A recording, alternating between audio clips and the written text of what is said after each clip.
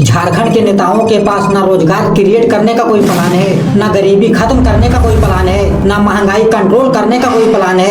बस इनके पास अपने परिवार रिश्तेदारों को राजनीति में कैसे लाना है, इसका इनके पास जबरदस्त प्लान है। देखिए, सरकार गंभीर नहीं है, सरकार गंभीर नहीं है। सरकार अपने परिवार और अपनी प्रॉपर्टी को बढ़ाने के अलावा किसी भी विषय में गंभीर नहीं है। पिछले 5 सालों में हेमंत सोरेन ने जो भी वादे किए हैं वो सारे अधूरे हैं। सरकार बनने से पहले 5 लाख नौकरी देने का वादा किया था, लेकिन बीते 4 सालों में हेमंत सोरेन ने मात्र 11,074 लोगों को सरकारी नौकरी दिया है। इसके अलावा 1932 के खतियान आधारित स्थानीय नीति लागू करने का वादा था, बेरोजगारी भत्ता देने का वादा था, हर गाँव में 24 घंटे 7 दिन बिजली देने का वादा था, लेकिन हेमंत सोरेन के सारे वादे अधूरे हैं। आप इस आर्टिकल को देखिए, झारखंड के हर घर में बिजली पहुंचाने का वादा झूठा। अभी भी राज्य में 2817 गांव और टोले ऐसे हैं जहां पर बिजली नहीं पहुंच पाया है। इसके अलावा 4980 स्थानों पर कहीं तार तो कहीं पोल ही लग पाया है, और सारे के सारे वादे अधूरे हैं। आज भाई सरकारी हॉस्पिटल में जाओ तो डॉक्टर नहीं मिलता है, सरकारी स्कूल जाओ तो टीचर नहीं मिलता है, किसी काम से सरकारी कार्यालय जाओ तो बिना पैसे दिए कोई काम नहीं होता है। लेकिन इन बातों से सरकार को घंटा कोई फर्क नहीं पड़ता है। इनको सिर्फ अपने परिवार से मतलब है,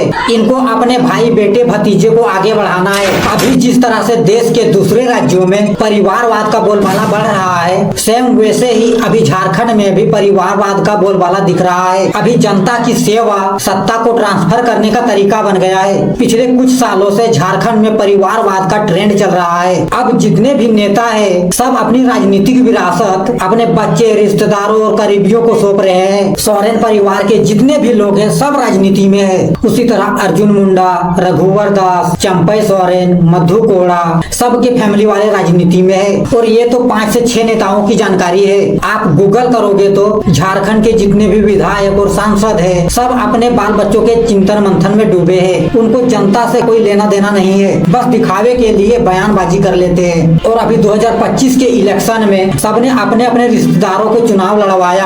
आप इस आर्टिकल को देखिए, रघुवर दास की बहू, अर्जुन मुंडा की पत्नी, चंपई सोरेन का बेटा, ढुल्लू महतो का भाई, और ये पूरा देख लेना, सब अपने अपने परिवार को राजनीति में उतार रहे हैं। क्या आपने कभी भी इनको जनता के हित के लिए काम करते देखा है? झारखंड में आज भी शिक्षा, स्वास्थ्य और बेरोजगारी बड़ा मुद्दा बना हुआ है, लेकिन कभी भी आपने इन मुद्दों पर किसी नेता को बात करते देखा है? देखिए, भारत की राजनीति में परिवारवाद कोई नई बात नहीं है। ये पंडित जवाहरलाल नेहरू के समय से ही चला आ रहा है, और ये अब भारत के हर राज्य में फैल चुका है। और यह परिवारवाद को खत्म कर पाना बहुत मुश्किल है, लेकिन शिक्षा, जागरूकता और राजनीति में सुधार के जरिए इस परिवारवाद को हम कम कर सकते हैं। और अब झारखंड की राजनीति में परिवारवाद का भविष्य क्या होगा, ये झारखंडियों को तय करना है।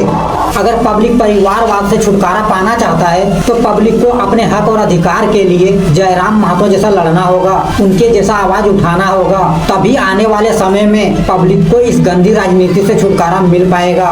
तो भाई, आप परिवारवाद की राजनीति के बारे में क्या सोचते हैं? कमेंट करके बताना। जय हिंद, जय भारत।